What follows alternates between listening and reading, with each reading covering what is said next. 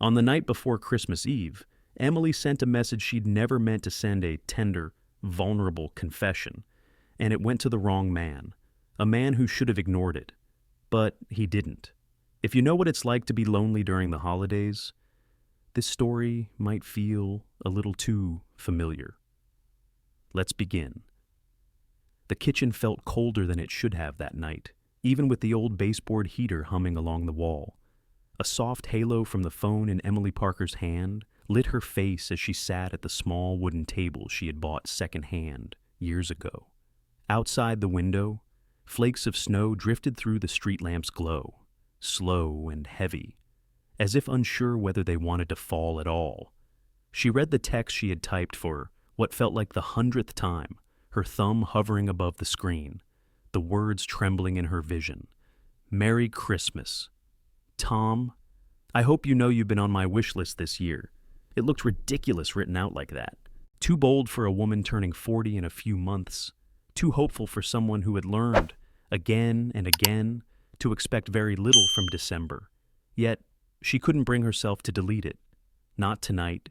Not after another long shift at the bookstore, where she and Tom had laughed about customers misplacing books, where his smile had lingered half a second longer than usual, just long enough to plant a seed she should never have watered. Emily exhaled, her breath fogging faintly in the dim kitchen as she whispered to herself, "Just send it.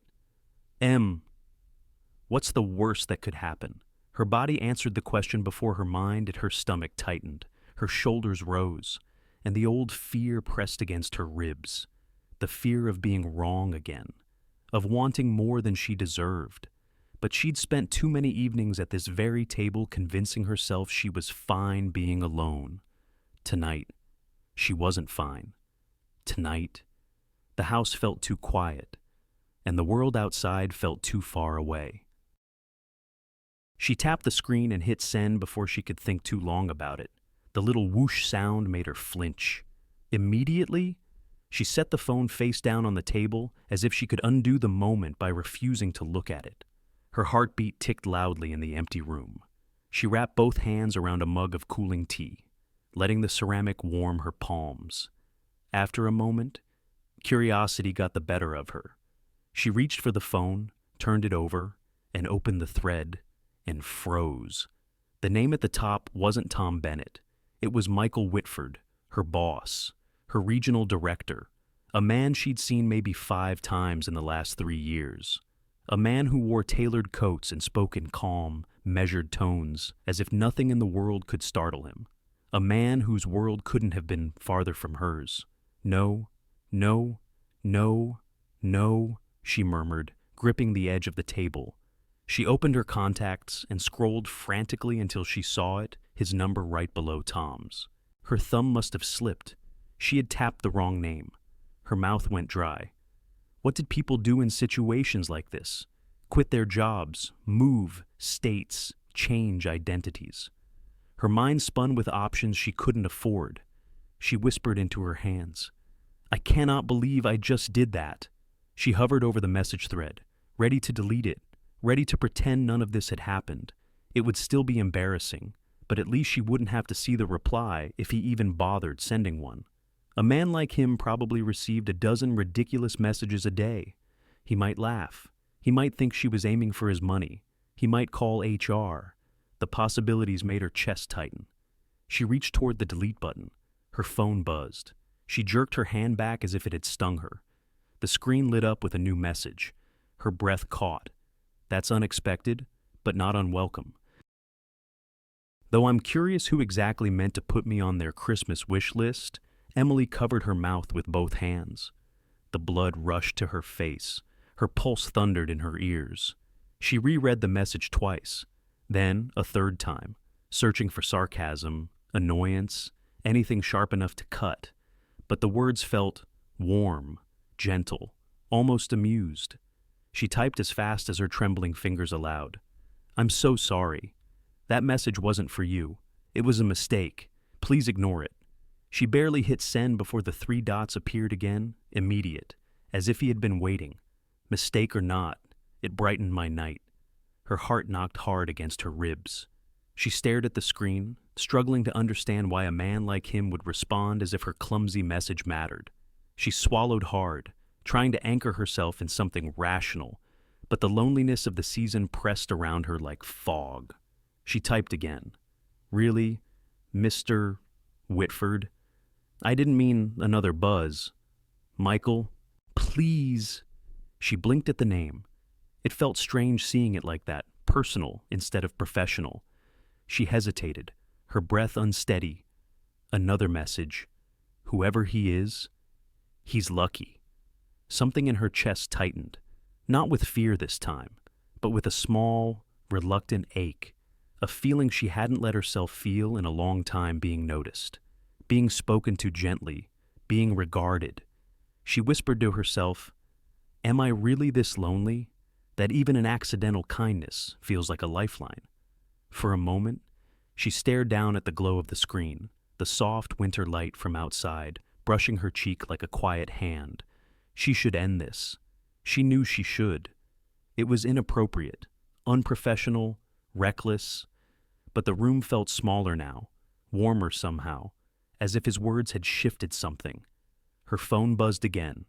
"Emily, are you there?" She didn't answer, not yet. She set the phone down slowly, her fingers lingering on its edge. She looked toward the window where snowflakes drifted under the street lamp, heavy and silent, like a sky unsure of how much more it could hold. Why was he responding like this? Why did he sound alone? She stared at the dim reflection of herself in the glass and breathed in the quiet. The phone buzzed once more, soft and persistent against the wooden table, as if his message waited with the same quiet question forming in her mind. Why did a man like him respond, as if the message meant something to him? The 3 small dots pulsed on her screen, glowing against the dim kitchen light like a heartbeat. She couldn't slow down. Emily stared at them, unable to look away. Her fingers curled tight around the edge of the table. She felt the thud in her chest again, sharp and uneven. He was typing, still typing. Each second stretched long and thin, like a thread pulled too tight. His next message appeared. Who was the message meant for? There was no accusation, no smugness, just a quiet curiosity. Emily swallowed and wiped her palms on her jeans, even though there was no reason to be nervous. It was just a text from her boss. In the middle of a snow-heavy December night, she pushed a hand through her hair, steadying herself before typing back. A coworker. It wasn't supposed to go to you. I'm really sorry. Michael? Her thumb hovered again. It felt odd to call him by his first name. She had never done it in person, where he stood so poised, so clean-pressed and composed. But he had insisted. The familiarity of it felt almost too intimate, as if she had stepped into a room she wasn't sure she was allowed to enter. His reply came almost immediately. No need to apologize. It's been a long time since someone sent me anything that wasn't about inventory, budgets, or staffing issues. A breath slipped from her lips, half a laugh, half disbelief. She leaned back in her chair, letting her eyes travel across the small kitchen. The faucet dripped rhythmically. The refrigerator hummed low. The Christmas cards pinned on her corkboard looked strangely cheerful for how hollow she felt most evenings. She glanced back at the phone, rereading his message, trying to grasp what felt different about it. She typed slower this time. Still, it must have been strange to receive something like that. Another buzz. Strange, yes, but not unpleasant. Emily pressed the base of her palm to her forehead. She should stop. She knew she should. But the softness in his words tugged at something deep a part of her that still wanted to be seen. A part she'd tried to quiet for years. His next message came before she could respond. "Do you have plans for Christmas?" She almost lied out of habit, the way she used to tell her mother she was doing great or assure her coworkers she liked quiet weekends. But something about the hour, the snow drifting outside, the rawness of her humiliation earlier, it stripped her guard. "No, I'll be home. Just me." The phone vibrated again. Same here. She blinked at the screen. She had never once imagined him spending Christmas alone. A man like him, successful, polished, Always confident in meetings, should have been surrounded by people, family, expensive holiday dinners, noise. Another message arrived. My kids are grown. They'll be with their mother this year. That's how it goes. Emily read the line twice. A quiet ache settled into her chest, gentle but unmistakable. She pictured him somewhere in the city, maybe in a spotless apartment with glass windows and too much space. She pictured him sitting alone, like she was now phone in hand, thinking harder than he wanted to admit. She typed slowly. I didn't know you had children. 2. They live in Chicago. I don't see them as much as I'd like. Emily hesitated, unsure how far she should let this go, but he continued before she had to decide. Holidays get quieter as you get older, don't they? She felt the truth of that settle deep inside her. The years had crept up on her too, years where Christmas had shifted from excitement to obligation to something she merely endured. Decorating alone had never felt quite right. Some winters she didn't even bother. She typed, yes, they do. A moment passed. She reached for her mug and realized the tea had gone cold. She stood, reheated it in the microwave, and watched its slow rotation behind the glass. When the beep sounded, she took a sip and sat back down just as another message came through. Emily, may I ask you something? Her pulse quickened again. Sure. Would you consider meeting for coffee tomorrow? Nothing formal. Just 2 people talking. You can say no. She went still. Her hand tightened around the mug until the warmth seeped into her skin. She imagined him sitting wherever he was, waiting for her answer. She imagined the sound of winter wind outside his window, the same wind brushing at hers. The quiet between them felt fragile. She whispered into the room. Why would you want that? The question wasn't meant to be typed, yet she felt its weight inside her. She set the mug down and rubbed her thumb along its rim. Her rational mind spoke first. He's your boss. This is inappropriate, dangerous. She could already imagine the tangled consequences, the awkwardness, the risks she couldn't afford. But loneliness whispered louder. The truth was simple. She didn't want to spend tomorrow alone. She didn't want another empty morning in her quiet house, pretending she didn't wish for more. Before she could decide, another message appeared. It's just coffee. Emily, nothing more unless you want it to be. I'd simply enjoy the company. Her breath trembled. She closed her eyes for a moment, letting the quiet of the kitchen settle around her. She felt the snow-heavy night pressing softly at the windows. The familiar ache in her throat she rarely acknowledged. She typed, then deleted. Typed again. Deleted again. The blinking cursor waited for her like a held breath. Finally. She wrote, I'll think about it. She didn't send anything more. She pushed the phone slightly away from her, just far enough that she wouldn't be tempted to overthink each word. She folded her hands on the table and stared toward the window, where the snowfall grew heavier, smudging the world into soft white. Her phone buzzed once more. She didn't reach for it immediately. She let the sound linger in the quiet, letting her heart learn the shape of the question forming inside her. Would she go? The bell over the cafe door chimed softly as Emily stepped inside, and she wiped her palms on her jeans without thinking. The air carried the faint scent of roasted coffee beans and cinnamon, a smell she usually loved, but this morning it made her heartbeat stumble. The snow she'd brushed off her coat was already melting into tiny droplets on the floor. She scanned the room quickly, small round tables, warm amber lighting, a scattering of college students tapping on laptops, and chose a corner table by the window where she could see the street. She glanced at her phone. He wasn't here yet.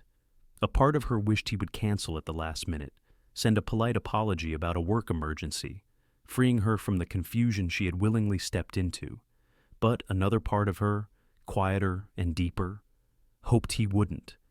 She tugged at the sleeve of her gray sweater, smoothing non-existent wrinkles, trying to calm the restless energy thrumming in her chest. The door chimed again.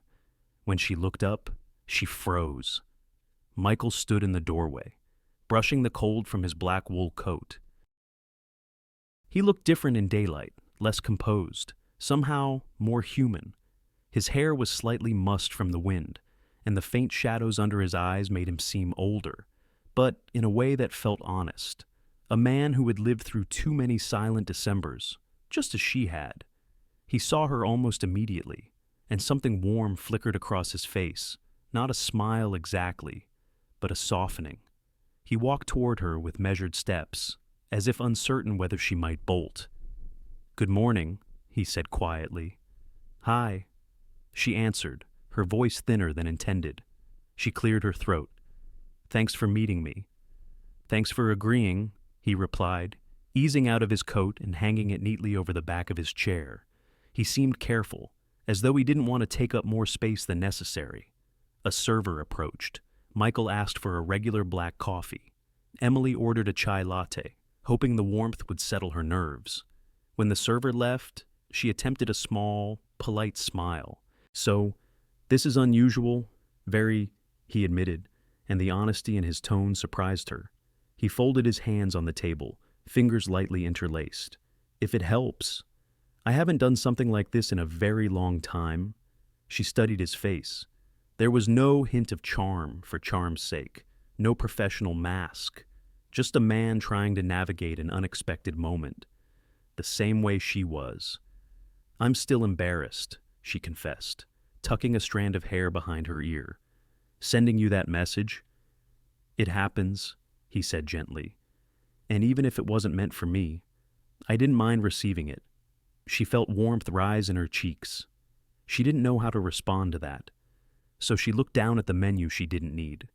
"I was afraid you'd think I didn't think anything," he interrupted softly, "except that it was nice to be thought of, even by accident." Her eyes lifted at that. There was a quiet sorrow in his expression, not dramatic or exaggerated, just a tiredness she recognized. A tiredness of going through motions, of being useful to everyone except yourself. The drinks arrived, giving her a moment to breathe. She wrapped both hands around her mug, letting the heat seep into her palms. "I haven't done this in a long time either," she said. "Meet someone like this?" He nodded as though he understood more than she had said. "I figured, you don't come across as someone who does things lightly." Emily blinked. "You notice that I notice more than you might think," he said, stirring nothing into his coffee, simply holding the spoon for a moment before setting it aside. "You're steady, thoughtful. You listen before you speak. People like that, they don't send messages like the one you sent without meaning them." She let out a breath she hadn't realized she was holding. "I meant it," she admitted quietly, "just not for you." His eyes softened, not in hurt, but in understanding. "Tell me about him." She hesitated. "He's a coworker, kind, easy to talk to." She shrugged. "I got tired of waiting for life to happen. I guess." Michael nodded slowly, absorbing her words. "I know that feeling." She tilted her head. "You do." He let out a quiet breath, the kind that came from somewhere deep. "I haven't had a real Christmas in years." After the divorce, the holidays became more negotiations than celebrations. Where the kids would be, how long, who picked them up. Eventually, it stopped feeling like Christmas at all. There was no bitterness in his voice, just resignation, a quiet acceptance of something he wished had gone differently. Emily found herself speaking before she could filter her thoughts. "I stopped decorating after my dad died, 5 years ago." She traced her finger along the mug's rim. "He used to put up lights with me every December. After he was gone, it felt strange to hang them alone." When she looked up, Michael wasn't offering pity. He was simply listening, fully and gently, the way men rarely did. And that alone made her chest tighten. He reached for the small cream pitcher at the same moment she did, their hands brushing lightly. The contact lasted no more than a second, but it flooded her with a warmth she wasn't prepared for. She pulled her hand back quickly, pretending to adjust her sleeves. He looked away for a moment, clearing his throat, though she noticed the faint tremor at his jaw. They both pretended it was nothing. Both of them felt it anyway. Emily sipped her chai, needing something to anchor her. "I wasn't supposed to feel this comfortable," she murmured, mostly to herself. Michael didn't ask her to repeat it. He didn't press. He simply looked at her with a quiet gratitude that unsettled her in a strangely gentle way, as if he was thankful beyond reason just to be sitting across from someone who spoke honestly. He seemed grateful to be there. That thought followed her like a soft echo, lingering in the back of her mind as she set her mug down and looked at him again. Why did a man like him, successful, composed, with a life far larger than hers, seem relieved just to be sitting across from her in a small cafe on a snowy December morning? The question hung in her chest, unspoken and persistent, as the snow outside drifted past the window in slow, quiet spirals. The text arrived just as Emily stepped through her front door, the late afternoon cold still clinging to her coat. Her phone buzzed again before she even had a chance to set down her keys. She glanced at the screen, expecting a message from work. Instead, it was a single line from her friend, Heather, Emily, Google him. She stood still in the silence of her small living room, the glow of the Christmas lights she'd half-heartedly strung along the window, casting soft shadows across the floor. She read the message again. A strange weight settled in her chest. She hesitated, then sank onto the couch, tugging a blanket over her legs, even though she wasn't cold. Her thumb hovered over the search bar the same way it had hovered over the send button the night she'd typed that foolish Christmas message. She typed his name slowly. Michael Whitford. The results loaded instantly, and her breath caught. There he was in crisp suits, on stages, in business articles, standing beside company executives, posing at charity events, shaking hands with politicians. Owner of Timberline Books Regional Division. The headline said, multimillionaire investor, expansion strategist, philanthropist, not just her boss, not even close. He was the man who owned the entire network she worked for. Emily felt heat crawl up her neck. She scrolled farther. There were photos of him at lavish fundraisers, smiling next to women in evening gowns, appearing polished and confident. So different from the tired, this gentle man who had walked into White Pine Cafe. The contrast made something tighten painfully inside her. He hadn't told her, not once, in all their messages or over that coffee. Had he even hinted at it? Her stomach dropped. Of course he hadn't. Why would he? People like him didn't sit across from people like her unless they wanted something. She closed her laptop too quickly, the sound sharp in the quiet room. She felt foolish, blindsided, small, the kind of small that reminded her of being 19, when her college boyfriend had introduced her to his wealthy parents who barely acknowledged her. The kind of small she had spent years trying not to feel. Before she realized it, she was pacing her living room, arms wrapped tightly around herself. She replayed their conversation at the cafe every soft moment, every honest word now tinged with suspicion. Was she naive? Was he amused by her simplicity? By her quiet life? By her loneliness? She shut her eyes, pressing her fingers against her forehead. She hated this feeling, this mixture of insecurity and hope battling inside her until neither made sense. Her phone buzzed again. I had a good time today. If it didn't make things too strange for you, maybe we could talk again sometime. She stared at the message, her heartbeat thudding. The simplicity of his words only hurt more. How could someone with his resources, his world, text her as if they stood on equal ground? Her fingers shook as she typed back, "Why didn't you tell me who you are?" She erased the words, rewrote them. "Why didn't you tell me what you do?" Erased them again. Then, finally, "Michael, I looked you up. You're not just a regional director." It didn't take him long to respond. "You're right. I should have said something. Can we talk?" She almost said no. She almost let her frustration answer for her. But something, maybe stubbornness, maybe the need for clarity, pushed her to agree. They met behind the store after closing. Snow fell in thin flakes, melting the moment they touched the black top. Emily stood near the back door, hugging her cardigan tight as she waited. Michael arrived quietly, his steps slow, careful. He looked exhausted, but there was something else in his eyes, concern, maybe even fear. "Emily," he said softly. She didn't trust her voice, so she kept her gaze steady, though her throat felt tight. "You're the owner. The whole division. It's yours." He nodded once. "Yes. Why didn't you tell me?" He took a breath, the kind that came before something difficult. "Because I didn't want that to be the first thing you knew about me." "That's not an answer," she whispered. He stepped closer but stopped when she tensed. His voice lowered, warm in the cold air. "I didn't hide it. Emily, I just didn't lead with it. I get introduced as a title everywhere I go. I hoped for once to be just a man. Just Michael."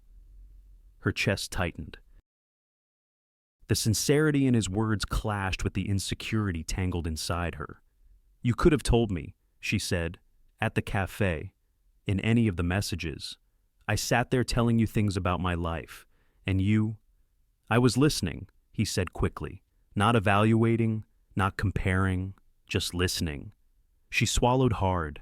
A gust of wind tugged at her hair. "I don't fit in your world. I wasn't asking you to," he answered gently. That gentleness only made her feel more off balance. She looked down at her boots, watching snow settle on the worn leather. "I don't know what you want from me." He paused, searching her face. "A chance," he said finally. Her breath caught. "A chance."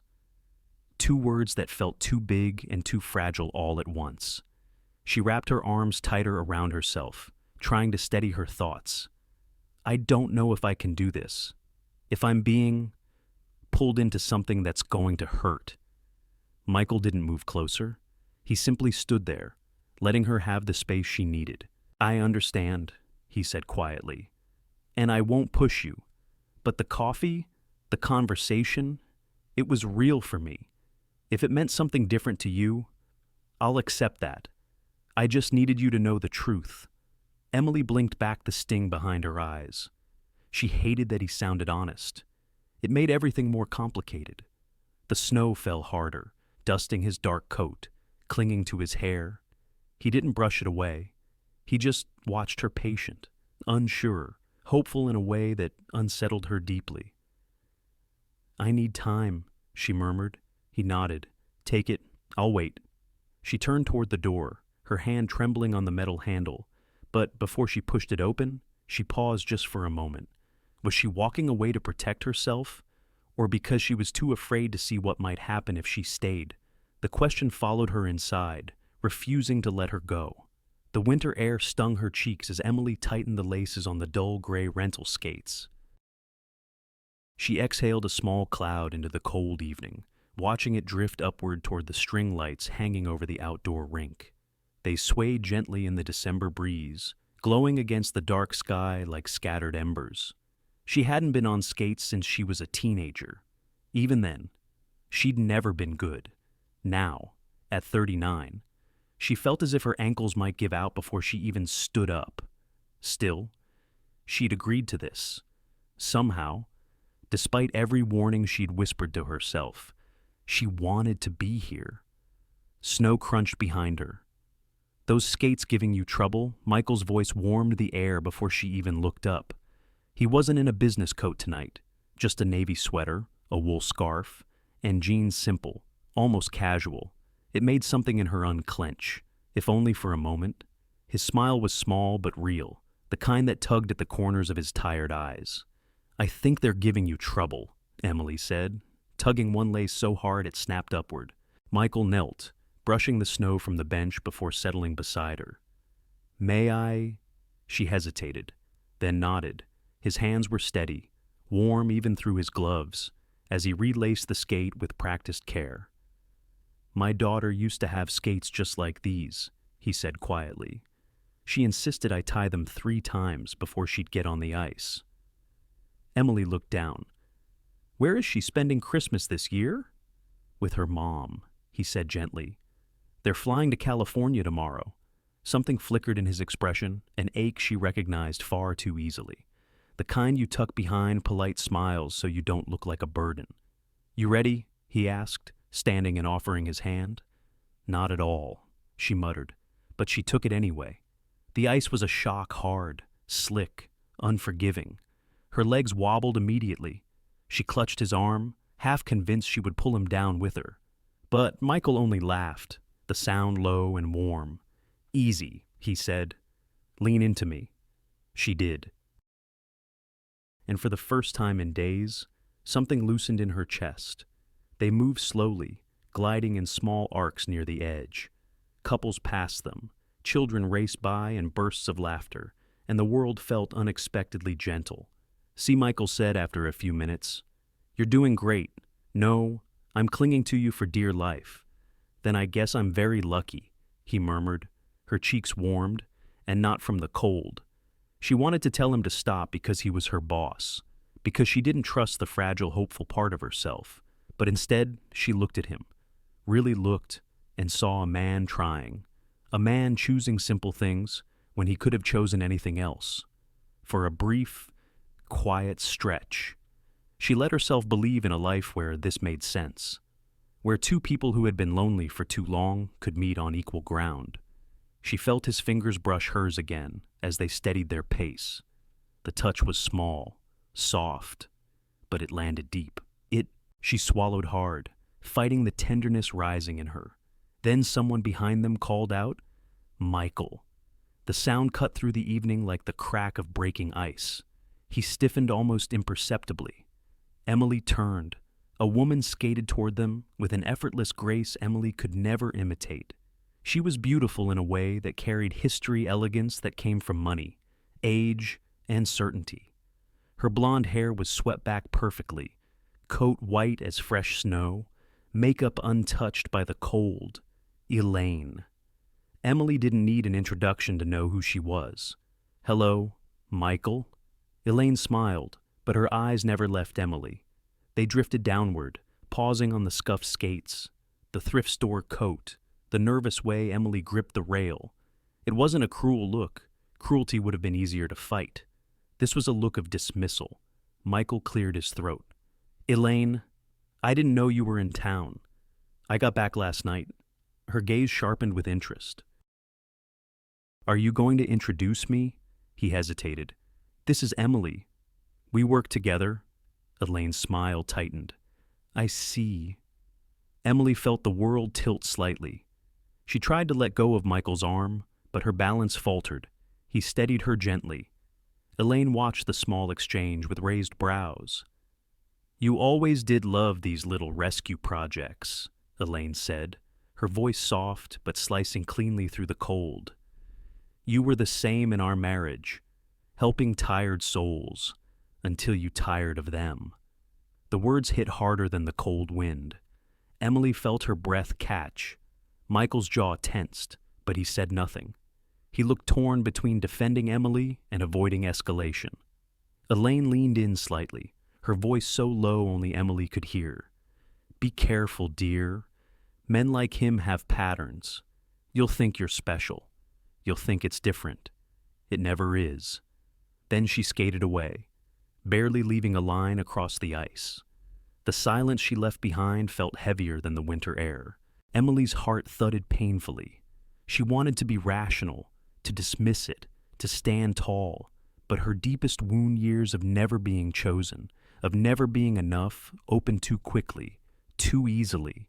She looked down at their joined hands, too wealthy, too polished, too him, too not her. She pulled her fingers free. "Emily," he started.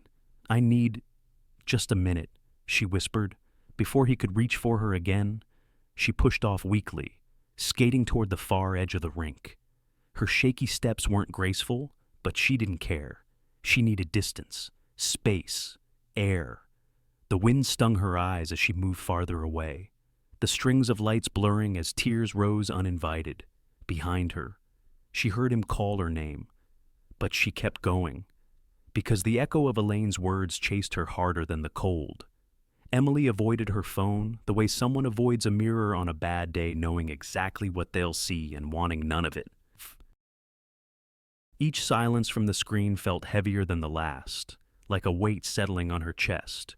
She kept it face down on the kitchen counter, the small device somehow too bright, too loud, too full of things she didn't want to face. She tried to fill her days, to keep busy enough that her thoughts couldn't catch up.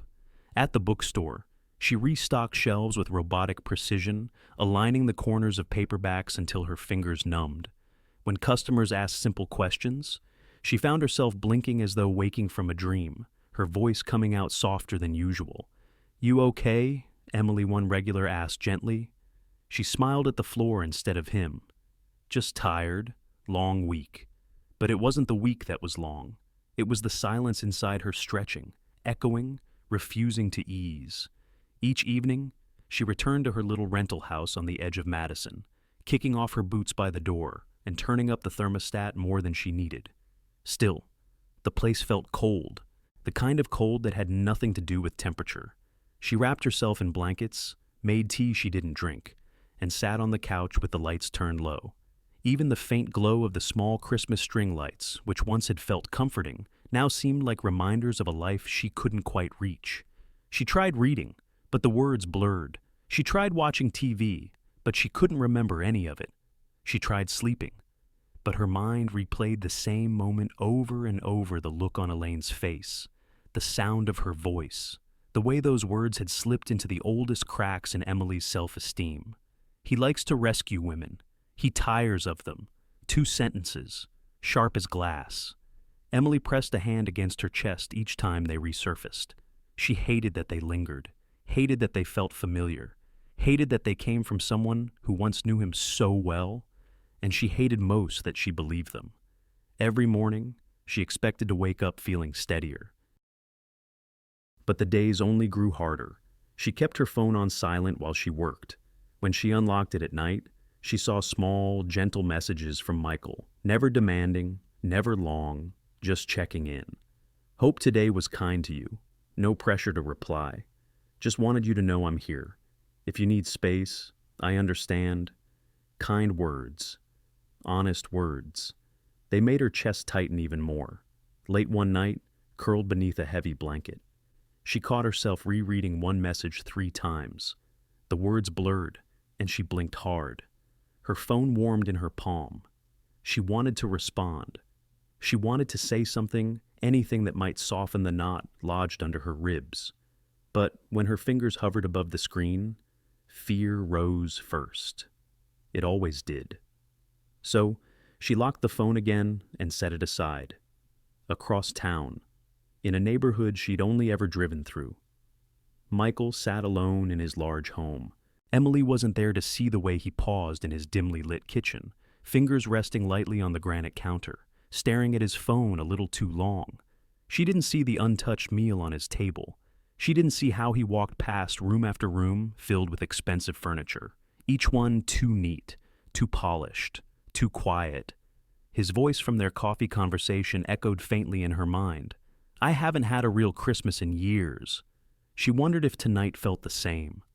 At the store that Friday, the morning was slow. Snow fell in steady flakes, soft as ash against the windows. Emily made herself useful, even though there wasn't much to do. She wiped down the front counter, even though it was already clean. She rearranged the bookmarks display for the 3rd time that week, anything to keep her hands busy. When the shift ended, she opened her locker in the break room and froze. Her paycheck sat inside, normal enough, but tucked beneath it was a small folded note. For a moment, she simply stared at it. Her breath caught in her throat as she reached out, fingers trembling slightly. Only Michael would write something like that.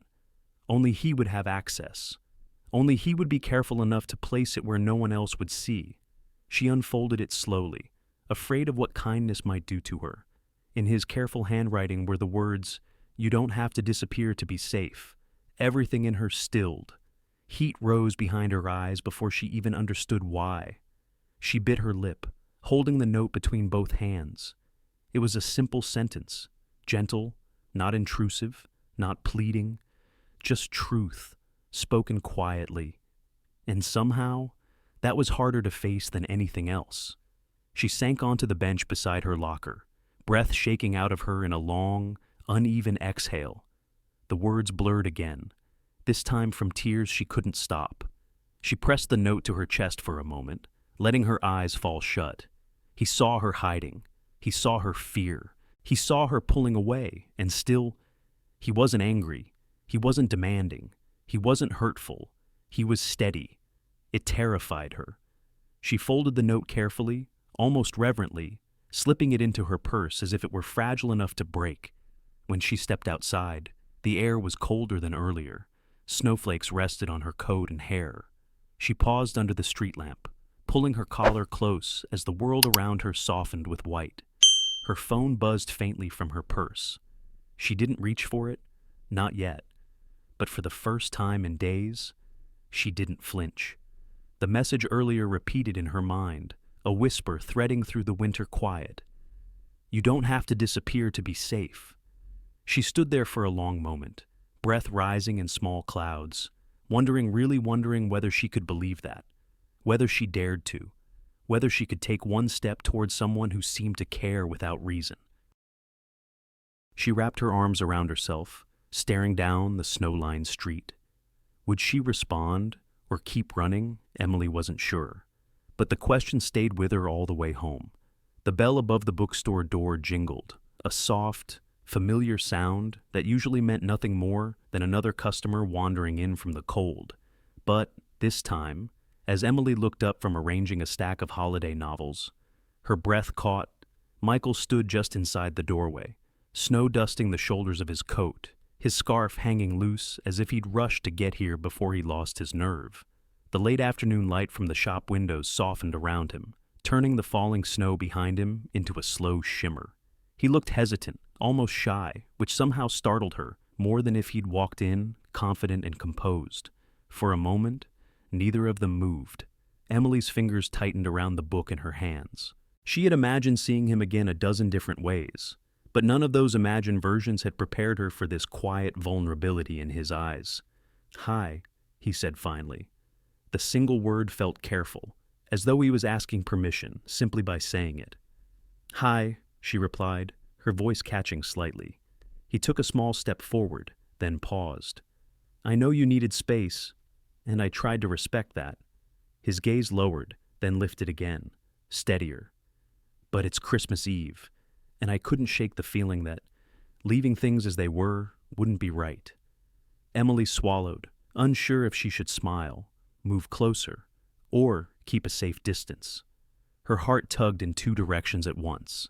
He reached into his coat and pulled out a small, neatly wrapped package. Nothing extravagant brown paper, tied with simple twine, as if he had wrapped it himself. He set it gently on the counter between them. "It's not expensive," he said. "I promise. I just wanted to give you something." Emily stared at the package. "You didn't have to do that. I know." He waited, not pushing, letting her choose. She lifted the gift slowly and untied the twine with shaking fingers. Inside lay a leather journal, dark brown, soft, with a stitched spine. When she opened it, she found a folded letter tucked into the first page. Her stomach tightened. "May I?" she asked, voice barely above a whisper. "Of course." Emily unfolded the paper. Michael stayed silent, hands clasped loosely in front of him, eyes lowered as though he wasn't sure he deserved to watch her read. The store hummed quietly around them, the heating vents sighing softly, the faint rustle of pages as the front door let in a draft. She began reading. "Emily, I don't know how to explain the last week except to say this: I've been exhausted for years. Not the kind of tired a good night's sleep fixes. I built a life that looks impressive from the outside, but it leaves me hollow most days. I didn't expect you to change that, but somehow, without trying, you did. I haven't felt at home in years. Yesterday, I almost did." Emily's breath trembled. The words blurred slightly. She blinked hard, gripping the edges of the letter. Michael kept his eyes on the floor. "I meant every word." She reread the line again. "I haven't felt at home in years. Yesterday, I almost did." Something warm and sharp bloomed in her chest, equal parts hope and grief. She had spent so many years longing for someone to see her, not the version she tried to present. Not the quiet woman behind the register. Not the dependable employee, but her. Just her. And now, here he was. But right behind the warmth, like a shadow slipping into place, came the memory of Elaine's voice. He likes to rescue women. He tires of them. Emily's fingers tightened around the letter. She didn't want those words to matter. She didn't want them to rise up and choke the fragile hope he had just handed her. But they did. She handed the letter back slowly, afraid her hands might shake enough for him to notice. "Michael, I don't know what to say," she murmured. "Say whatever's true," he replied gently. "Even if it isn't what I want to hear." She looked at him, really looked, and saw the faint exhaustion around his eyes, the careful tension in his shoulders, the quiet patience of a man used to being misunderstood. This wasn't someone trying to manipulate her. This was someone trying to be human in a life where he rarely got to be. "I'm scared," she admitted. "I'm scared I read too much into things. Or that I'm an escape, a passing moment." "You're not," he said firmly. She hesitated. "You could be saying that because you're lonely?" He met her eyes then, not looking away. "I am lonely, but that doesn't make my feelings less real. It just makes them honest." Her throat tightened. He took a careful breath. "Emily, I'm not asking for anything dramatic. I'm not asking you to make big promises or leap into something you're not ready for. I'm only asking for a chance, not as your boss, not as someone who outranks you in any way, just as a person." The simplicity of his words felt heavier than any declaration. She looked down at the journal again. The leather felt warm from her hands, a gift meant to hold thoughts, fears, hopes, things she had kept locked away for years. She imagined writing in it. She imagined letting herself be known. And she imagined the risk. Tomorrow. Michael continued quietly. "My family is hosting a small Christmas gathering. Nothing like the formal events you see online. Just a few relatives, a quiet dinner. You wouldn't have to stay long, but I'd like you to come. If you want." Emily's breath hitched, an invitation into his world, one she didn't believe she belonged in, but also an invitation into his life. She didn't answer right away. She stared at the soft glow of the store's holiday lights reflecting off the front windows. The world outside was dim, snowy, uncertain. Her heart felt the same. She folded the journal against her chest, as if holding it might steady her. "I'll come," she whispered finally. "But I'm afraid." Michael stepped closer, not touching her, just letting the warmth of his presence settle near her. "I know," he said. "I'll be there. You won't walk in alone." Her eyes burned. She nodded, unsure if she had made the bravest decision of her life or the one that would hurt her most. And somewhere inside her, the question stirred quietly. Was she stepping towards something real, or toward another heartbreak she wouldn't survive? Emily's breath caught the moment Michael turned into the long driveway. The mansion rose slowly through the trees, each window glowing so brightly it looked less like a home and more like a private airport preparing for a night landing. Rows of white lights lined the roof, the path, the wide stone steps, everything too polished, too gold, too much.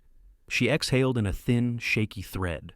Michael parked near the entrance and reached for her door, but she'd already stepped out, needing air, needing a moment. Cold December wind swept across the wide lawn, carrying the scent of pine and something faintly sweet. She rubbed her gloved hands together, grounding herself in the cold before facing the warmth inside. "You okay?" Michael asked softly. She nodded, though her voice didn't trust her enough to answer. Her eyes lifted to the towering house again. The doorway alone was bigger than her entire living room. Everything about it glowed with quiet wealth, the kind that made her skin tighten with the instinct to shrink. He stepped closer without touching her. "You don't have to impress anyone." She gave a small, tense smile. "That's the problem, I know." Inside, the house hummed with low, polite conversation. The chandeliers sparkled like icicles suspended mid-air. People stood in careful groups, holding crystal glasses, their laughter soft and practiced. Emily followed Michael through the foyer, acutely aware of every sound her shoes made on the polished floor. A woman in a velvet dress approached first a cousin, maybe offering a brief, courteous smile before turning her attention to Michael. "So glad you made it," she said warmly. "We weren't sure you'd bring anyone this year." Emily tried to return the smile, but it didn't quite reach her eyes. More introductions followed, names she forgot immediately, faces that blurred. People nodded at her, polite but distracted, their eyes flicking over her coat, her shoes, the simplicity of her hair and makeup. Nothing cruel, just disinterest, like skimming past a page in a book they didn't plan to read. Michael's hand hovered near her back, guiding, without touching. "There's food in the next room. Let me show Michael," someone called from across the space. He turned, apologetic. "Just give me a minute." She nodded again, watching him move toward the relative who waved him over. Left alone at the edge of the living room, she felt the noise swell around her. Conversations drifted by, mentions of investments, ski trips, renovation plans for summer homes. She felt herself growing smaller with each passing second. A server passed with a tray of drinks. She took a glass purely to have something to hold. She wandered toward the hallway, its dimmer lights offering a gentler quiet. Family portraits lined the walls, smiling children, vacations, formal events, a life lived in abundance, framed and displayed with pride. Emily looked down at her boots, salt-stained from winter sidewalks. Nothing about her fit this world. She didn't belong here, not even for an evening. The glass trembled slightly in her hand. A voice slid through the silence behind her. "So, he brought you." Emily went still. "Elaine." She turned slowly. The woman looked sharper tonight, sleek hair pinned into a polished twist, diamond earrings catching the chandelier's glow. Her expression carried no warmth, only a crisp, knowing coolness. "I wasn't sure he'd be that careless." Elaine continued, stepping closer. "But I suppose loneliness makes fools of all of us." Emily's pulse kicked hard in her throat. "I'm just here because he invited me." "Oh, I'm sure you think that's enough." Elaine's smile was thin. "But you should understand the pattern. He meets someone who looks like she needs saving, convinces himself he can fix her life, offers attention, gifts, warmth. It's charming, really, until he remembers he has a reputation to maintain." Emily swallowed, fingers tightening on the glass. Elaine's gaze swept over her, slow and sweeping, like assessing an item that wouldn't sell. "You're a sweet woman, Emily, I can see that. But you're a seasonal distraction, nothing more." The words fell like ice, precise, clean, unfaltering. Emily's breath stuttered as the hallway blurred slightly. She stared at the polished floor, trying to anchor herself, but it felt like the room kept tilting out from under her. "That's not true," she whispered. Elaine tilted her head. "Ask yourself why he never brings anyone here. Why he didn't tell you who he really was. Why he never mentions you to his children." She shrugged lightly. "You're temporary, and you should know that before you get hurt." Emily tried to form words, but nothing came. Her throat tightened until she feared she might choke on the pressure building there. Elaine gave a final, almost pitying smile. "Enjoy the evening, dear." Then she walked away, calm, confident, untouchable. Emily remained rooted in place, breath thinning, chest tightening. She set her glass on a nearby table before she dropped it. Her palms were damp. Her vision shimmered at the edges. The house around her felt enormous, swallowing her whole. She backed away from the noise, from the voices, from the gold light and polished floors. The hallway narrowed around her, the air cooler, quieter. She reached a shadowed corner and leaned against the wall, pressing both hands to her face. Tears pricked hard. She blinked them back, swallowing a sharp, painful breath. She had known tonight would be overwhelming. She hadn't expected to feel this. Unwanted. Emily glanced toward the glow of the living room, where Michael stood laughing softly with a relative, unaware of the pieces of her that were quietly breaking. Her lips trembled. She wasn't sure how long she could stay. The cold hit harder outside. Emily stepped onto the balcony, the winter air slicing through the thin fabric of her dress. She gripped the icy railing with both hands, fingers stiffening almost instantly. Her breath came out in sharp clouds, quick and trembling, as if her lungs couldn't decide whether to inhale or collapse. The party noise dulled behind the glass doors. Only the wind was there with her now, soft, bitter, lonely. She closed her eyes. She shouldn't have come. She wasn't made for this world. She wasn't someone who fit beside him. A tear slipped down her cheek before she felt it forming. She wiped it away quickly, as though the cold air might hold judgment too. Behind her, the balcony door creaked open. Emily. She flinched at the sound of his voice. Michael stepped out slowly, closing the door behind him so the warmth wouldn't spill out and draw attention. Snowflakes clung to his hair, melting into dark flecks. His coat was unbuttoned, as if he had rushed to find her, not stopping long enough to brace himself for the cold. "I've been looking for you," he said softly.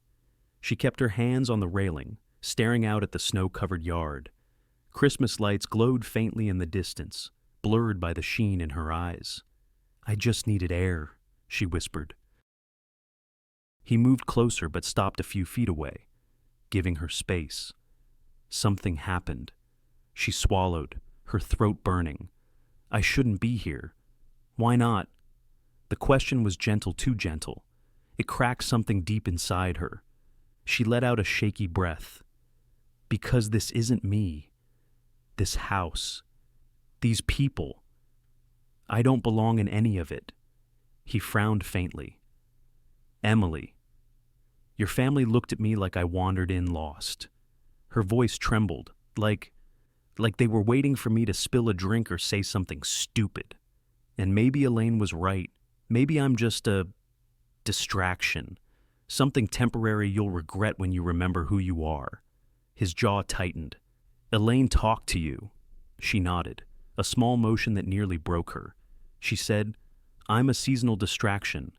And the worst part is..." Her voice cracked. I believed her. Michael stepped closer, then not touching her, but enough that she could feel the warmth of him, a soft reassurance in the freezing air. "That's not true," he said in a low, steady voice. She shook her head. "You didn't tell me who you were." "Not really. You didn't tell me about this house, this world, any of it. I walked in tonight thinking you were just you, and now I feel like an idiot for not seeing the difference." He exhaled, the breath forming a pale cloud in the dark. "I didn't hide anything from you. I just wanted maybe for a little while to be seen as a man, not as a title or a bank account." Her grip on the railing tightened. "But that's not how it works. People like me don't get to forget the difference."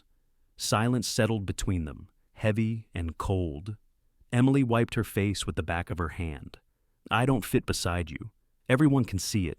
I don't care what anyone sees," he said. "But I do." Her voice rose, trembling. "I care because I've spent my whole life being the girl who wasn't enough. Not pretty enough. Not interesting enough. Not worth choosing. And tonight..." She swallowed hard. "Tonight I felt that all over again." Michael's expression softened in a way that almost made her look away. "Emily, look at me." She did. Through blurry eyes. "You are not an embarrassment. You are not temporary. And the people in that room, none of them know you. Not the way I do." She let out a small, wounded laugh. "You barely know me. I know enough to know you matter." Something inside her twisted painfully. He took another slow step, closing the space between them. He didn't reach for her. He didn't try to hold her. He let the cold speak between their bodies, leaving all the choice to her. "This place," he said softly, glancing back toward the house, "is not my real world. It hasn't been for years. It's a museum of expectations and old versions of myself I don't even like anymore." She blinked up at him, trying to understand. "You think this is me," he continued, "but it isn't. The person I was, this house belongs to him, not me. Emily let the words sink in. The snow settled quietly on the railing, on her hair, on his shoulders, each flake melting into the warmth he carried with him. I brought you here because I didn't want you to think I was ashamed of you, he said, but I see now. Maybe this wasn't fair. Not to you. Not when you're still trying to trust me. Her throat closed around a breath. I don't know if I can trust you. I know. He nodded, accepting it. And I'm not asking for blind trust. Just time. She looked away, blinking at the swirling snow. Time doesn't fix this world we come from, or the difference between us. That's why I'm asking for something small.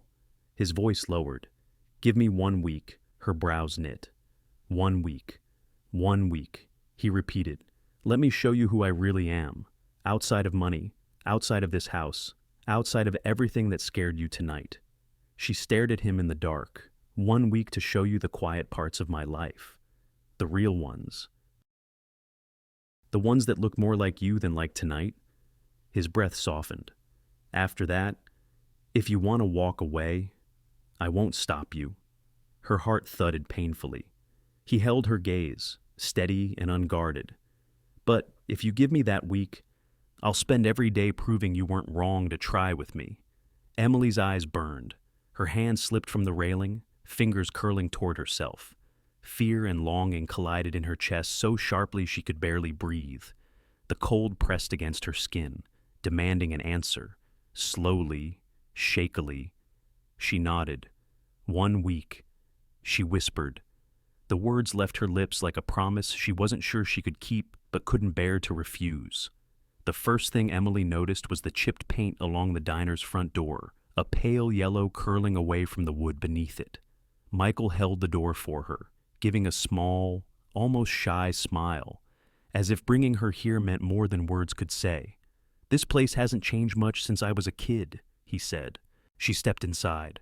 The warm smell of bacon and old coffee greeted her like an embrace she hadn't expected. Vinyl booths ran along the windows, cracked in the same places you'd expect from years of winter coats and tired workers. A woman in her 60s wiped down a counter with the kind of patience that came from routine, not boredom. Emily looked at him, surprised. You grew up coming here every Sunday, he said. Dad would bring me after church. He always ordered the same thing, blueberry pancakes and black coffee. I hated both. His eyes softened with a memory that felt older than the gray at his temples. But I loved sitting across from him. That was enough. Emily watched him take a seat in the corner booth. For a moment, he didn't look like the man who owned a mansion with hallways wider than her living room. He looked like someone who'd once been a boy with cold hands and a father who meant the world to him. They talked quietly as the waitress brought coffee. Michael wrapped his hands around the mug, staring into the steam. This place, he said, was the last normal thing before life got big. She knew what he meant, how success could hollow a person out until only expectations remained. Later. He drove her to a park tucked behind a row of bare winter trees. Snow layered the benches. The pond was frozen over, kids testing the surface with slow, uncertain steps. The air held the sharpness of late December. He stopped at a small wooden pavilion. I used to sketch here, he said, when I thought I might be an architect. You sketched, she asked, surprised. He nodded. Before business school, before the company, before everything. Emily stood beside him, imagining a younger version of him hunched over a notebook, drawing lines and shadows shaped by hope rather than obligation. What happened? She asked gently. My father died, he said, and responsibility happened after that. She didn't press further. The silence between them wasn't empty. It held the weight of choices made too early, dreams put away too soon. He took her one more place that day, a small church at the end of a quiet street. Its red brick exterior looked worn, almost tired, the steeple leaning slightly as if fighting time. We tried counseling here, Michael murmured, stopping at the steps. Elaine and I, for a few months. Emily didn't move closer. The cold breeze nudged a strand of hair across her cheek. You don't have to tell me this. I want to, he said. "If you're going to see me, really see me, you should know the truth. Marriage wasn't easy. I wasn't easy. And the money didn't fix what was already broken." She watched him with a tenderness she didn't expect. Pain had shaped him, but it hadn't hardened him, not completely. And now she asked, he met her eyes. "Now I'm trying to stop pretending the old life fits me."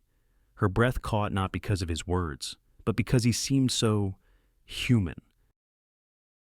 Not a man with a mansion, not a man with power, just a man who was tired of being lonely. The next day, she took him to her world. The second-hand bookstore felt warm the moment they stepped inside. The smell of used paper, old ink, and cedar shelves reminded her of quiet winters. She walked him through narrow aisles where books leaned on each other like old friends. He smiled at the clutter, the slight tilt in the floor, the handwritten labels she'd made last spring. "You love this place," he said softly. "I do." He ran his fingertips along a shelf of hardcovers. "I've never envied anyone for loving their work. Until now." Her heart tightened. Afterward, she drove him 5 minutes south to the neighborhood where her father had taught her to drive. The houses were modest, single-story ranch homes with sloping roofs and porches covered in snow. She pointed to a faded mailbox with peeling numbers. "He stood right there," she said. "Every Saturday morning, he'd wave me forward with his big, goofy grin."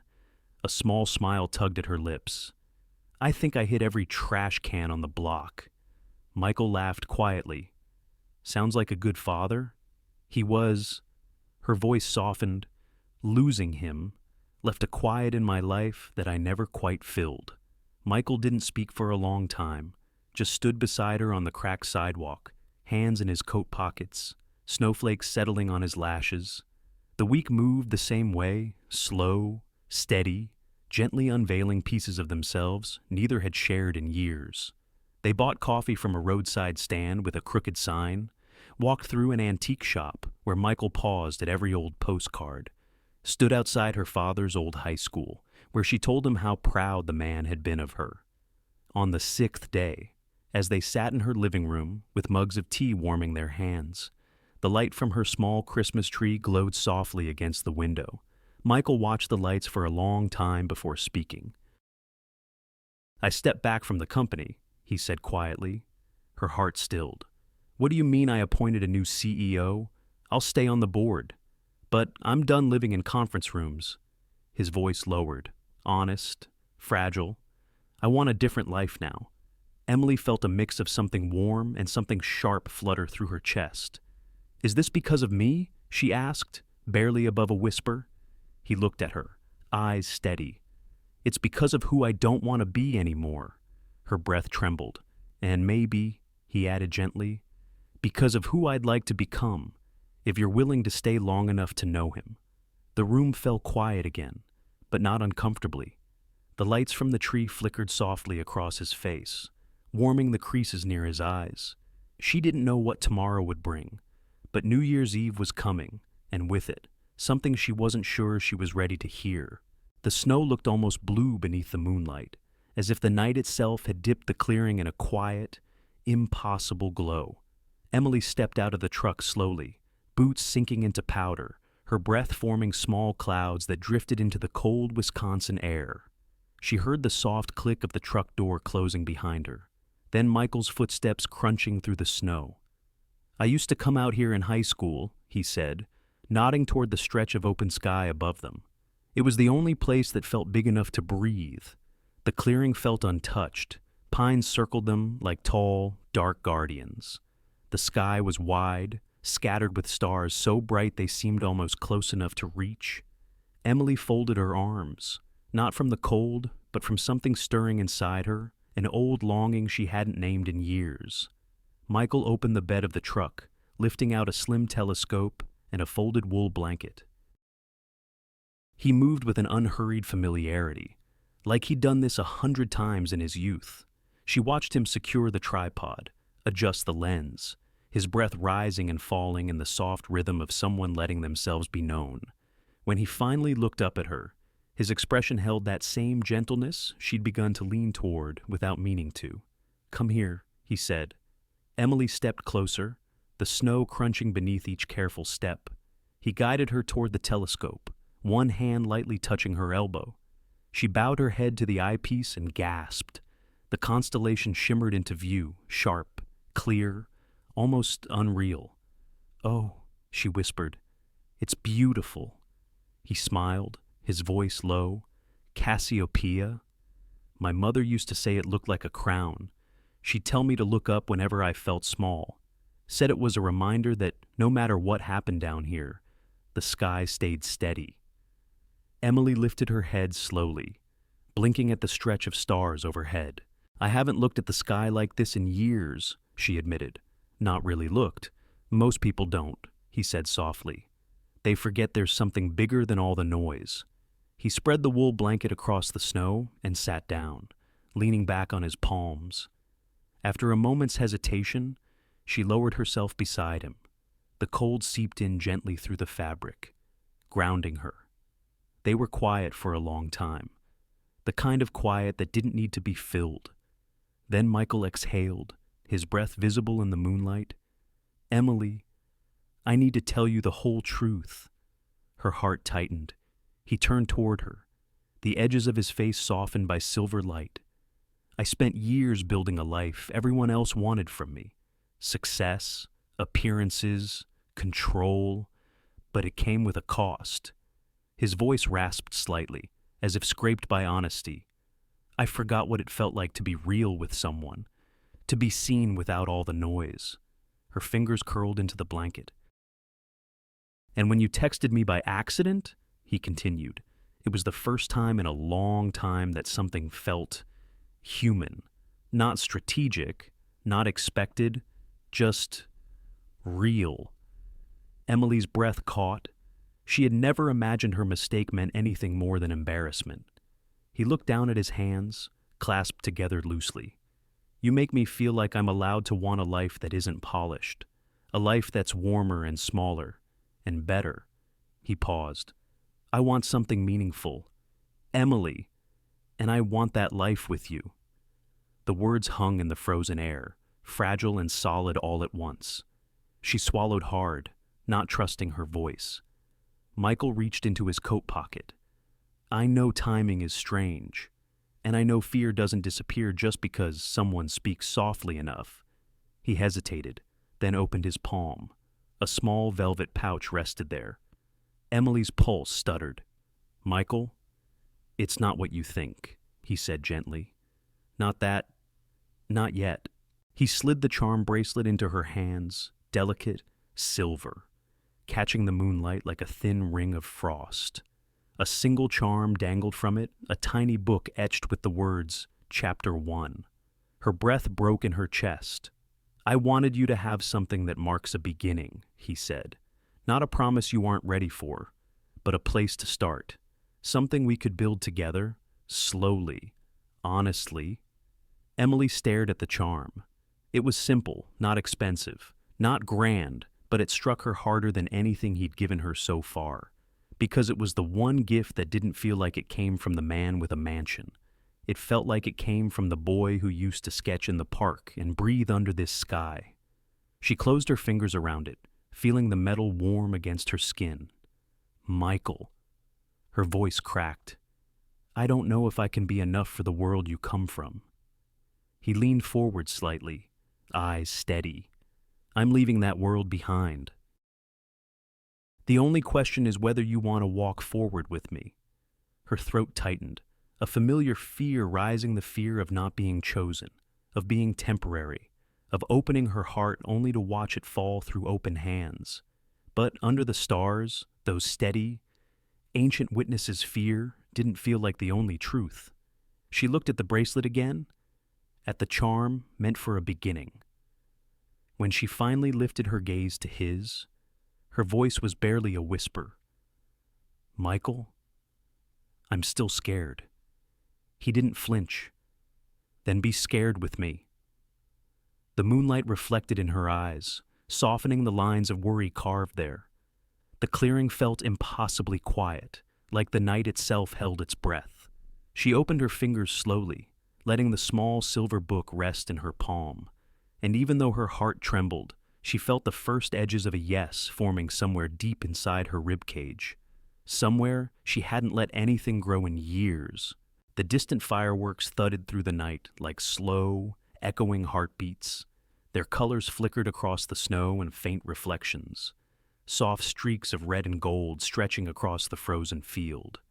Emily stood there in the clearing, her gloved hands curled together, breath rising in uneven clouds. The cold felt sharper now, or maybe it was the question hanging between them that made the air feel thin. Michael's voice was barely above a whisper. "Emily, what do you want?" The words settled into the silence, steady and impossibly gentle. She stared at him, at the man who had complicated her December, softened parts of her she thought were long gone, and pushed her toward a future she never expected to consider. Her throat tightened. It had been years since anyone asked her what she wanted. People asked what she needed, what she could manage, what was practical. But want felt dangerous. Want made you vulnerable. A distant burst of fireworks illuminated the clearing in a flash of gold, outlining the slope of Michael's face, the careful way he watched her, not pressuring, just waiting. She drew in a shaky breath. "I want..." The words cracked, caught.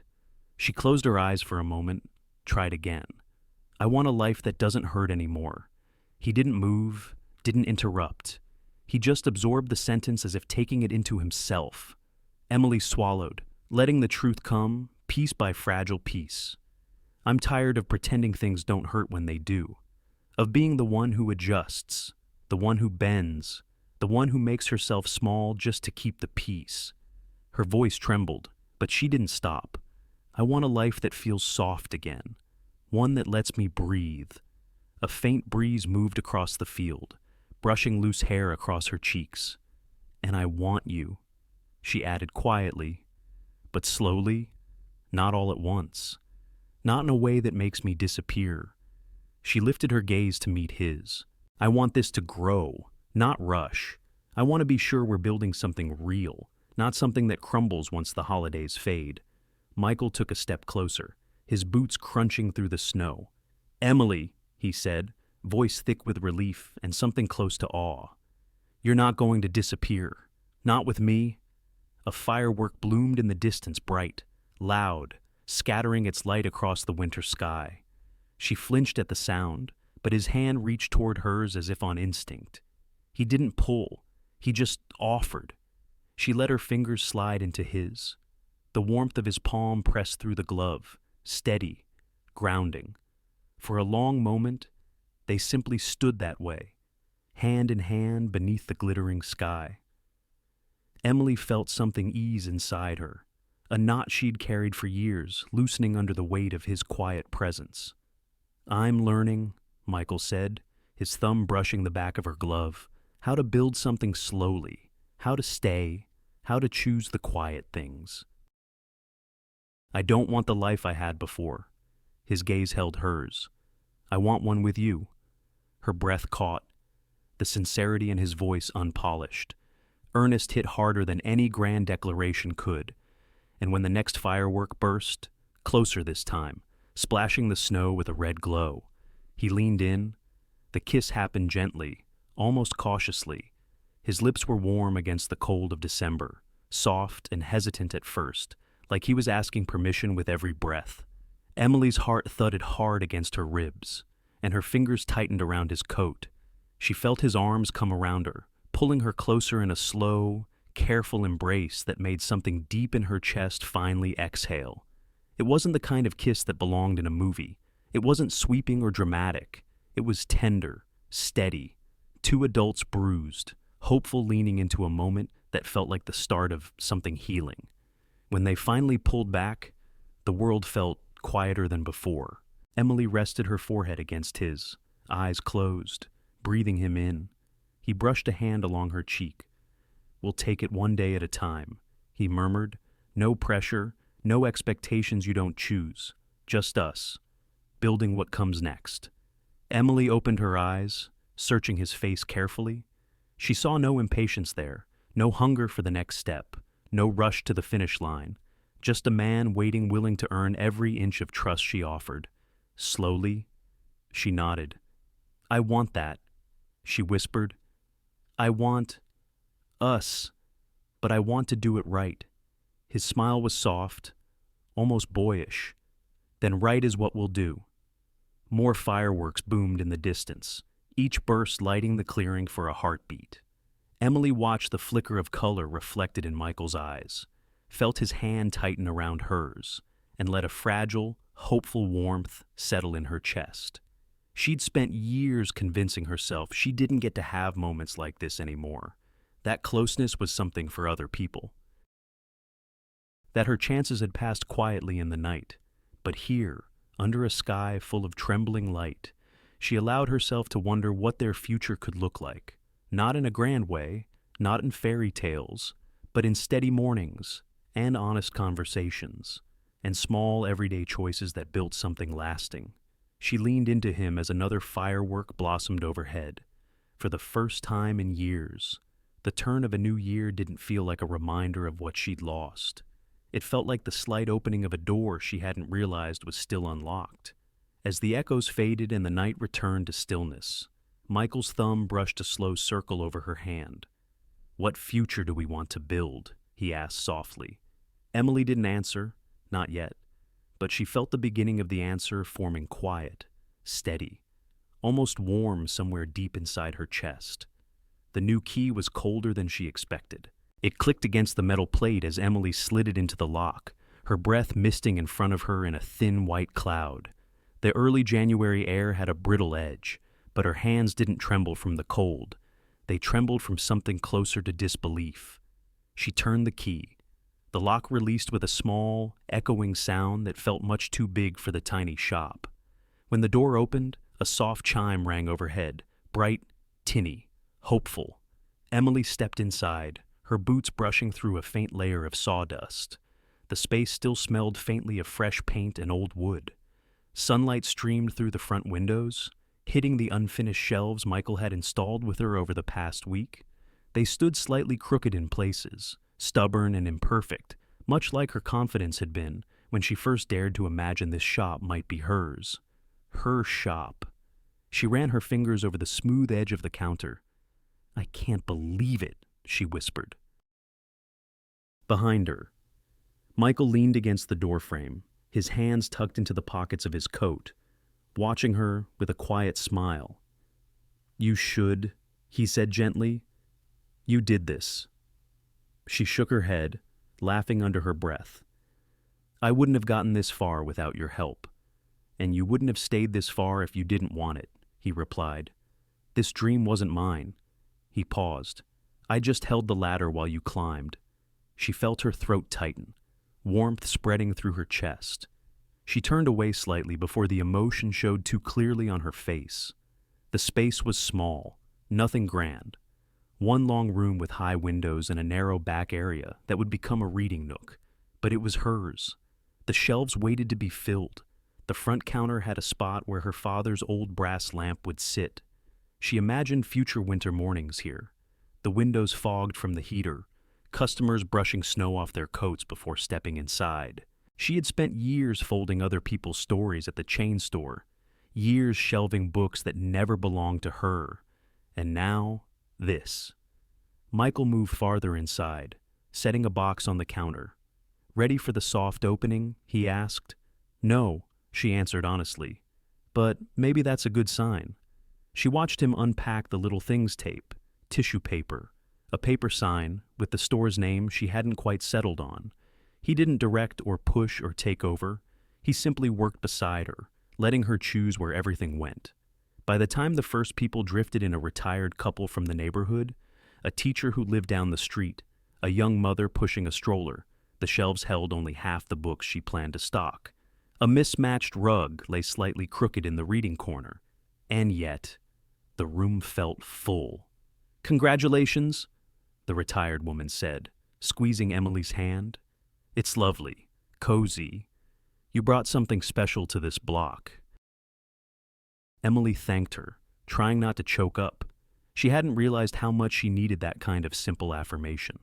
How long it had been since she felt like she contributed something meaningful. Children tugged their parents toward the shelves. A man in a thick winter coat bought 2 used thrillers and joked that he'd be back in a week. The teacher asked if she'd host readings. The young mother said the space felt gentle, and Emily held that word close to her heart. Standing near the doorway, Michael watched it all unfold with a stillness she'd come to recognize his quiet way of feeling deeply. At one moment, when a small rush of customers stepped inside, Michael drifted closer. His hand brushed hers, then lingered, warm and steady. "This is good," he said softly. "Seeing you like this." She looked up at him. His expression wasn't proud in the way she feared it might be, not the look of a man who thought he'd rescued her. Instead, it was the expression of someone witnessing a beginning he had no desire to control. Her fingers curled into his, tentative at first, then with more certainty. "This feels real," she murmured, almost to herself. "It is?" he said. Emily let the truth sink in. She'd spent so much of her life waiting for the other shoe to drop, for something to go wrong, for happiness to slip through her fingers the moment she reached for it. Part of her still whispered that she didn't deserve all this, a shop with her name on the lease, a man who stayed, a life slowly shifting from survival to possibility. Am I allowed to have this? She wondered silently. The question hovered like frost on a window pane, fragile, beautiful, a little painful. As the afternoon light grew softer, Emily noticed something. Michael kept slipping his hand into his coat pocket, then withdrawing it. He did it repeatedly: touch, hesitation, retreat. His posture stayed composed, but the movement betrayed something else: nerves. Real nerves. She blinked, surprised. Michael rarely fidgeted.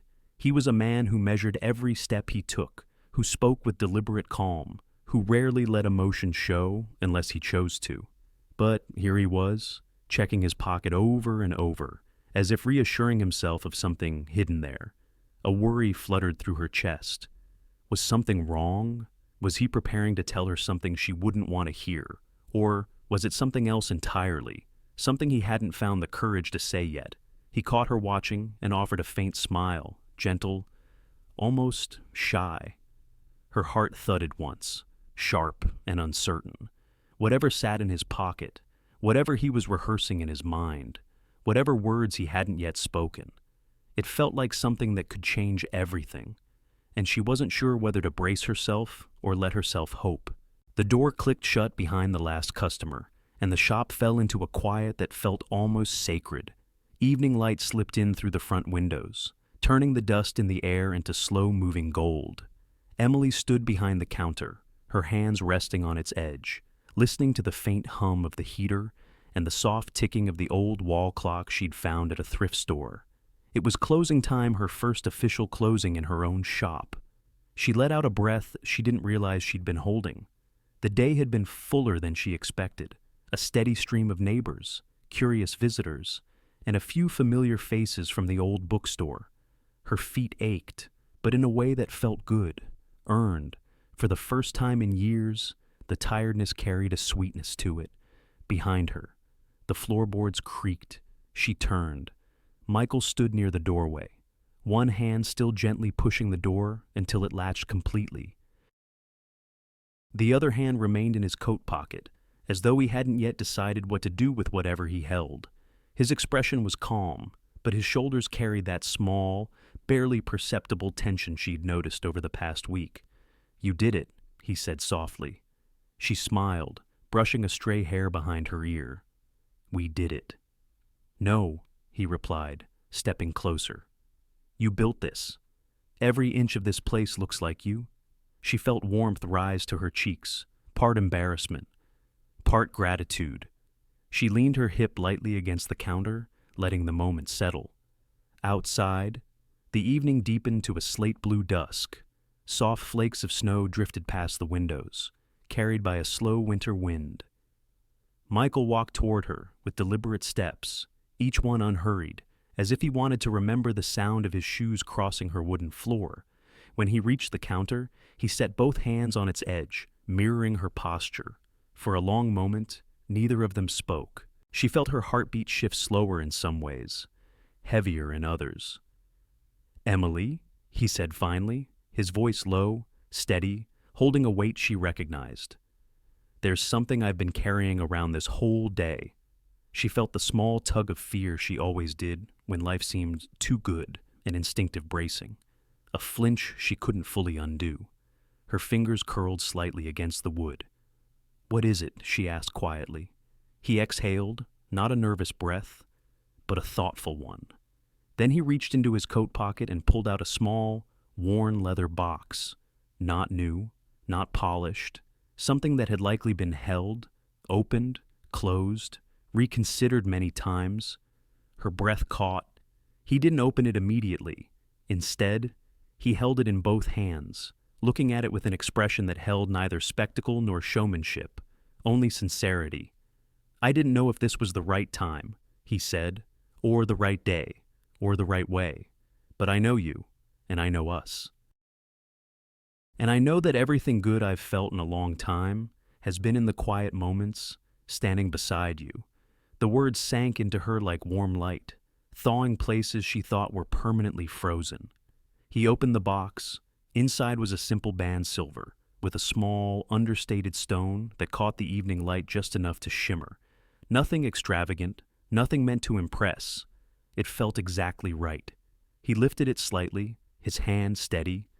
"I'm not asking for a fairy tale," he said, "or perfection, or anything rushed. I'm asking for a life with you, one with fewer walls, fewer shadows, more light, something real, something we build slowly, together." Her throat tightened, a warmth rising behind her eyes. She didn't try to blink away. She stared at the ring not as a symbol of romance, but as a symbol of choice, quiet, intentional choice. "I don't have a perfect story to bring into this," she whispered. "Just a lot of years where things hurt more than they should have." "I know," he said. "I'm not perfect either, but I want to spend whatever years are ahead making the kind of life that doesn't hurt you anymore." Emotion swept through her, gentle, deep, certain. She reached out, covering his hand with hers. The cool metal of the ring brushed her fingertip. "Then yes," she said, her voice trembling only slightly. "Yes, I'll choose that life. I'll choose you." His eyes softened, relief blooming in the space between them like warmth spreading through a cold room. He slid the ring onto her finger. It fit not like a flawless promise, but like a real one. Outside, snow began to fall harder, thick flakes catching in the golden glow from the street lamps. Emily turned her hand slightly, watching the ring glint as though reflecting the quiet beginning stretching open before them. Michael stepped closer, resting his forehead lightly against hers. No grand gesture, no dramatic embrace. Just two adults, wounded, weathered, hopeful, standing in a quiet bookshop at the end of the day. "I'm glad it's us," he murmured. She closed her eyes for a moment, letting the truth settle inside her. "Me too." They stayed like that until the clock chimed softly, reminding them how late it had become.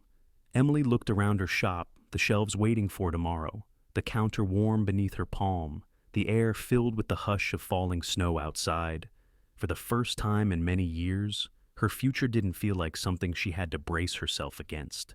It felt like something she could step into, something they could write together. And as the evening deepened and the snow thickened beyond the windows, one quiet, lingering question drifted through her mind, gentle, hopeful, unafraid. What chapters will they write next? Sometimes, healing begins in the quiet moments. We try to rush past the ones where we finally admit we are tired of carrying everything alone. And often, it starts with something small, a gentle reply, a hand that doesn't pull away, a person who sees us without asking us to be anything more than who we already are. This story isn't really about romance. It's about what happens when two people stop running from the soft places inside themselves. It's about choosing honesty after years of pretending, choosing presence after seasons full of absence. And it's about learning that we don't have to be perfect to be loved, just willing to show up, slowly, truthfully, with all our cracked edges. Maybe the most human lesson here is this life doesn't always give us grand new beginnings. Sometimes it simply offers another chance, a quieter one, to build something real, one steady day at a time. And if you've ever felt unworthy of that chance, I hope this reminds you that tenderness can find you at any age, in any season. May your next chapter be softer than the ones before it. Thank you for spending this time with us, and for letting this story sit with you for a little while. Your presence truly matters more than you know. If the story touched something in you, a simple share or subscribe helps carry these gentle moments to someone else who might need them tonight. Wishing you warmth, peace, and a soft place to rest your heart.